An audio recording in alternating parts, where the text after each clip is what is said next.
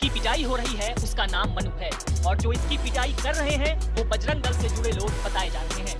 मनु पर आरोप है कि वो कॉलेज के बाहर ईसाई धर्म से जुड़े पर्चे बांट रहा था, जिसके खिलाफ बजरंग दल वालों ने इसकी जमकर पिटाई कर दी। मामला धर्मांतरण को बढ़ावा दे रहे हो, यह गलत बात है। यहाँ पर आकर के बात करना अपराध है क्या?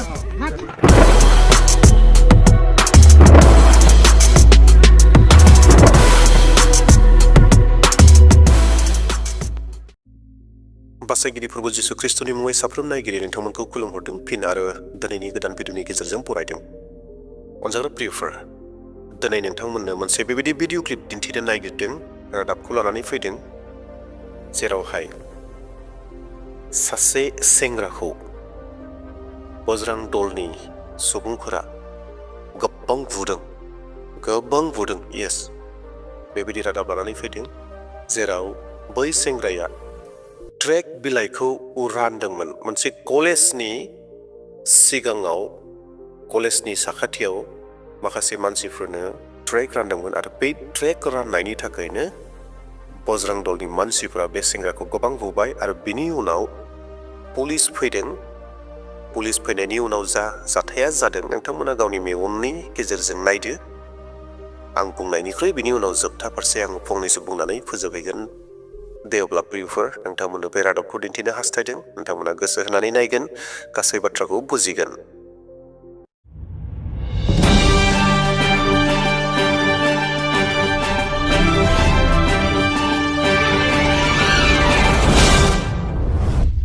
इसकी पिटाई हो रही है उसका नाम मनु है और जो इसकी पिटाई कर रहे हैं वो बजरंग दल से जुड़े लोग बताए जा रहे हैं।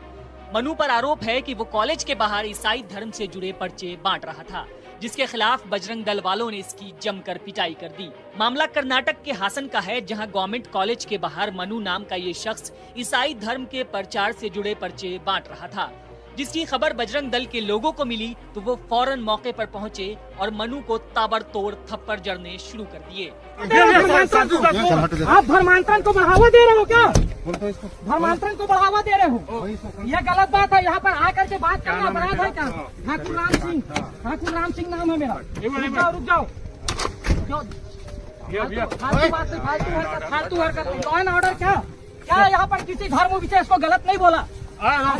फालतू हरकत नहीं करना, फालतू हरकत नहीं करना। हिंदुओं का धर्म सीखा नहीं करना। हिंदुओं का धर्मांतरण हो रहा है, आप लोग बढ़ावा दे रहे हो, हिंदुओं को दबाने का प्रयास करोगे। ये आप फालतू बात कर रहे हैं, फालतू। ये बल प्रयोग मत कीजिए हमारे ऊपर। बल प्रयोग करोगे आप, बल प्रयोग करोगे, बहस नहीं करोगे। बहस नहीं कर रहे हम। आप लोग दबा क्यों रहे हो? हम लोग यहाँ आके बात कर रहे हैं और आप लोग हिंदुओं के ऊपर लाठीचार्ज करोगे क्या? आप दबा क्यों रहे हो? आप दबा क्यों रहे हो मुझे अपनी बात बोलने से? और घूर के मत देखिए, मैंने आपसे गलत बात नहीं किया, मैंने कोई यहाँ माहौल खराब नहीं किया। आप हिंदुओं को दबाना चाह रहे हैं क्या भाई साहब? आप यहाँ धर्मांतरण होने देना चाह रहे हैं क्या भाई साहब? हम तो आकर के सिंपल सवाल की, हम भी तो आके बैठना चाह रहे थे कि देखना चाह रहे थे क्या हो रहा है। तो जाएंगे ना, आप क्यों रोक रहे हो? आप बल प्रयोग करना चाह रहे हो, आप दबाना चाह रहे हो। अंदर जाना है ना, चलो जाओ। आप अभी ये हरकत क्या है? सरकार ने आपको सुरक्षा के लिए वर्दी दी है।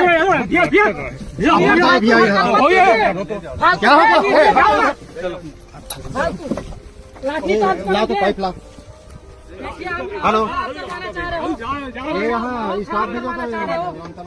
हिंदू संगठन आएंगे तो हो जाएंगे। ये क्या हरकत है?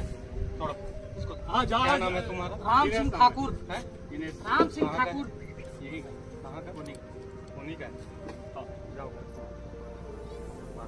सिंह ठाकुर नाम है, हिंदू संगठन का अध्यक्ष हूँ। बताइए। प्यार से बैठ जाइए। भाई साहब, मैंने क्या अपराध किया यहाँ पर? क्यों यहाँ के बहस कर रहे हैं? मैंने बहस किससे किया? मैं तो सिर्फ आकर के देख रहा था क्या योजना। बात करो ना भाई साहब, आप अगर प्यार से बात करेंगे तो हम प्यार से बात करेंगे। आप गुंडागर्दी करने पे उतारी हो, आप गुंडागर्दी करने पे उतारू हो। आप मारेंगे क्या भैया? अनजाग्रा इसोरनि बिसाफोर, नोंथांमोना नुनो मोनबायना माबायदि सेंग्राखौ बुदोंमोन बजरंग दलनि मानसिफ्रा, माबायदि सोबादों। जेबोआनो दाय गैया, नङा होमब्ला अनजाग्रा प्रियफोर? बेखौलाय मा दाय होनो? बे उदांस्रि। बे जोंनियाव बे उदांस्रि दङ, जोंहा मोन्थाय दङ जे आंनि गोसोनि बाथ्राखौ आं गुबुननो फोरमायनो। खोनासङै बे बिथांमोननि बाथ्रा, बेयाव बे सेंग्राया रावखौबो ब्रा ब्रा खालामाखै। जेरै हमना ला मोनसे बजाराव बबेबा हाथायाव सोरबा सासे मानसिया माबा मोनसे एडभार्टाइज खालामफैदो बबेबा हाथाइनि मुलिनि थाखाय। जों बेबायदि नुयो नङा होमब्ला, हाथाइ बाजारफोराव बेबायदि माखासे आयुर्वेदिक मुलिफोरनि थाखाय ड्राग्सफोर रानो। बेफोरबायदियावथ' आपत्ति गैया, बेयो उदांस्रि दङ, मोन्थाय दङ। दा बेयावबो बै सेंग्राया रावखौबो जबरदस्ति खालामाखैमोन, रावखौबो उसुबिदा खालामाखैमोन। मुथुते मा खालामदों, बे जाहैबाय ड्राग्सफोरखौ आखाइ लानानै बियो दैखोदों आरो बियो जायफ्रा लानो गोसो जादों लानानै थांदों। नाथाय बेखौनो बजरं दलनि बै सेंग्राया सोबाबाय, गोबां सोबाबाय। आरो बिनि उनाव पुलिस फैबाय, हानजारा पुलिसा बै सेंग्राखौ हमबाय। जाय सेंग्राया बुदोंमोन, सेंग्राखौ ड्राग्स रानग्रा ख्रिस्टियान सेंग्राखौ बुदोंमोन, बै बजरं दलनि सेंग्राखौ हमदों नोंथांमोना नुनो मोनदों। आरो बिथाङा पुलिसजोंबो लोगोसे गोबां तर्क बितर्क खालामदों, पुलिसखौबो रायदों, प्रशासन बिभागखौबो रायबाय। बेबायदि सेंग्रा दिनै जोंनि भारताव बेबायदि जाना दङ। नाथाय बे बिसयाव जोङो पुलिसखौ सेल्युट खालामनो गोसो जादों, पुलिसखौ बाख्नायनो गोसो जादों। बेबायदि पुलिस जानो नांगौ, सैथोजों लोगोसे सैथो, असैथोखौनो सैथोखौ असैथो खालामग्रा पुलिसब्ला हले जेंना जायो। नाथाय बेयाव पुलिसा जाबायदि खामानिखौ मावबाय, सैथोआ जेरै बेबायदिनो खालामदों। जिहेतु बै सेंग्राया, ख्रिस्टियान सेंग्राया ड्राग्स राननाया गोरोन्थि नङा, मानोना बियो जबरदस्तियै रावनोबो होआखै, जबरदस्तियै रावनोबो ला होननानै बुङाखै। नाथाय बिथाङा आखाइ दैखोनानै जाया लानो गोसो बिथांनोल'सो होदों आरो बेयाव जेबो गोरोन्थि गैया। आरो बे ड्राग्स राननायनि गेजेरजों धोरोम सोलायहोनायनि खामानि जायाखै। बे ड्राग्स होनायनि गेजेरजों बासायजानायनि बाथ्रा हयथ' माबा मोनसे दङ, जिसु ख्रिस्ट'नि बाथ्रा दङ, बेफोरल'सो। बेयाव धोरोम सोलायहोनायनि बाथ्रा जेबो फैया।